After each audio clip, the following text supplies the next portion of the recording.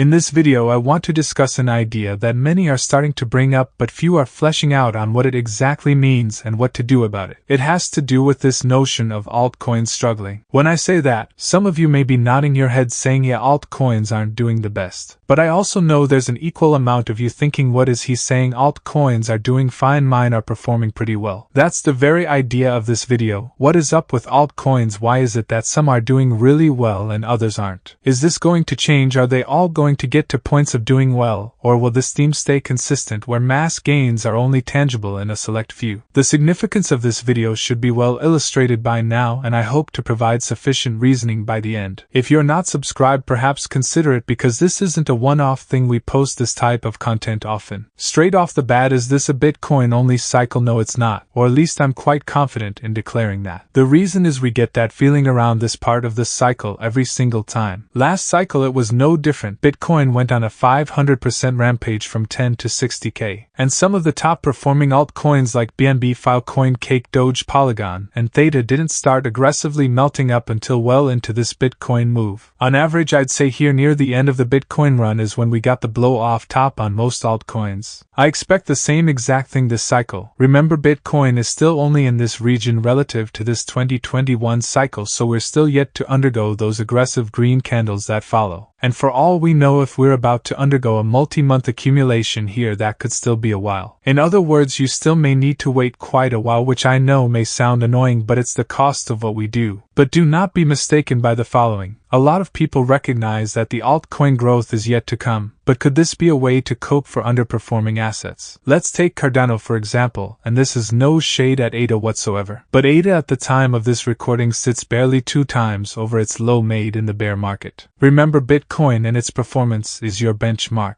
Right now, Bitcoin is 4 times greater than its bear market low at just under 16k. To judge how your portfolio is performing, I'd say at a minimum it should be doing the same as Bitcoin, meaning your portfolio should be 4x what you started with. Because as stated, eventually Bitcoin will put in its high and subside, where altcoins then go berserk. If you can match the performance of BTC up to that point, you should do very well. Let's say Bitcoin tops at 150k, that's a 3x from here. Your altcoins should do perhaps another 5 times minimum, meaning overall Bitcoin would do almost a 10x, and your portfolio would do a 20x bottom to top. I'd say a 2 times performance on Bitcoin is quite reasonable. But if at this moment you're underwater versus Bitcoin, where your portfolio is only 2 or 3 times off lows by holding something like a Cardano for example, that means by the end, perhaps best case scenario, you match the performance of Bitcoin or barely outdo it, while at the same time taking on incredibly more risk, as Bitcoin is guaranteed to put in whatever high it does, whereas something like a Cardano is not. All because of this narrative that altcoins outperform Bitcoin, which, as you should tell by now, is incredibly case by case. This now allows me to address this very topic: what altcoins will do well and which ones won't in this next altcoin mania. To be honest, I'm still trying to figure that out, but I think I have an answer, or at the very least somewhat of an idea. I had a thesis I talked about and sort of predicted back in September. At the time, a lot of people didn't quite see where I was going with the idea, but now that I'm seeing it happen, it should click and make a lot more sense. I felt that in this bull market, the amount of projects will outweigh liquidity. My thinking was that yes, Total One likely gets to very high valuations this cycle, perhaps getting to as much as 8 to 12 trillion. And yet still, I feel like this won't be enough liquidity for every crypto project out there to get its fair share. This is because of 2 reasons: the sheer number of crypto projects, and their nasty unlock schedules. To me, there won't be enough liquidity to carry the burden of these 2 things. Take Wormhole for instance, launching at almost 3 billion and an FDV of 15. It since then has taken a nasty hit, going down about 65%. Now someone in their right mind pitched to me the idea of why and how Wormhole does, for example, a 10x from here. Why is retail coming in and buying Wormhole of all things? This isn't me picking on Wormhole, solid project, but the token, what's the point? And so I dumped W as soon as I got the airdrop. I dumped the dim airdrop for those same exact reasons. Not because they're bad projects, but because I had this gut feeling that this was going to be a key difference this cycle compared to previous ones. We never had this abundance of projects, especially this many that seem legitimate at face value. You go on Twitter and every one of them is putting out a list of their biggest altcoin convictions and targets. But the thing is, for the most part, these targets aren't even too outrageous. Take this list by Crypto Rover for example. example. I'm not necessarily saying he's right, but I ran the numbers, and if this pans out, it'd mean these 12 projects would receive 8 trillion in market cap. That's almost a bull case for what we expect Total One to reach this cycle. And I'm obviously not saying Rover is right or knows what he's talking about. The guy puts out a new list every day. But the point is, one could argue these somewhat get realized, and someone else with a completely different list could also make a legitimate argument that their list will develop. This is what I spoke about many months ago, and now I'm doubling down. I don't think it'll be an up-only market, and many people will be quite disappointed in what their portfolios do because of this false narrative that altcoins outperform. But I have a solution, or at least I think I do. But before that, I do want to bring one more thing up. If everything I just said holds true, once again a lot of people will get wrecked and end up round-tripping. But there is a silver lining.